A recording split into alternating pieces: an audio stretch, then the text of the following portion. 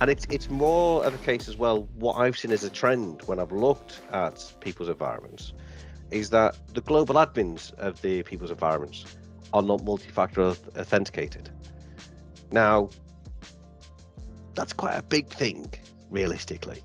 And so global admin, what do you mean by that? So a global admin is someone that has access to your tenancy, is in a sense your admin for your tenancy within 365. Mm-hmm. They have the ability to change things, delete things, create things, they're in a sense kind of classed as your IT support scenario. And they're top of the chain, I guess, and they've got access to everything. Yeah, they've got full access to everything, and can do near enough everything at the same time.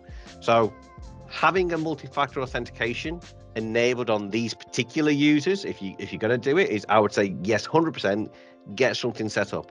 If you're using a third-party application, great, lovely. If you're not, and you've seen this, please enable it.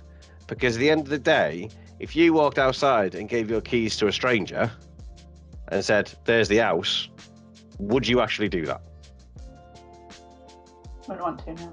Well, I know I wouldn't where I live, but it's one of them of, you just wouldn't do it. You need to protect especially them particular users, because as you say, people are working from home now. People are clicking on more URL links, and more phishing attacks, social engineering attacks are going on to people looking to get access to your data. And it's gone from protecting the users from a location, like an environment where you've got firewalls, four walls, security guards, and everything else, to then working from home, where the hackers of the world, or black hats, or whatever you want to call them, are going after your identity, your access to your tenancy. And that's what basically we need that protection on. And like I say, the quick and easy way, multi-factor authentication. It's something that you get as part of your licensing, and you can enable it straight away. And you can do it via, a secondary aspect can be done via text, Microsoft Authenticator, or even by call. But it's something I would recommend. Multi-factor authentication is kind of the next level of, rather than just have one password, you have that second level of security on there, isn't it? Correct. It's a secondary form of authentication. So when you log into Portal.Office, it will then say, if you're using the authentication app, it will then say, I'm going to send a password to your authentication app, approve it. You get your phone, approve it, it allows you in.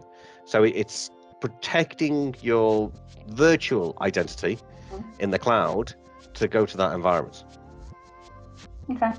And what you're saying is, so that's available for everybody, but actually the first thing you could do, make sure your global admin's got it.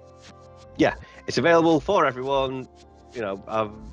All the licenses come with it, so just utilize it. And like I say, the reports we've done for some people, they've just not turned it on. And when you show this to the IT person or to the person who owns that tenancy, they're like, okay, I need to turn that on then. I need to make sure that's the case.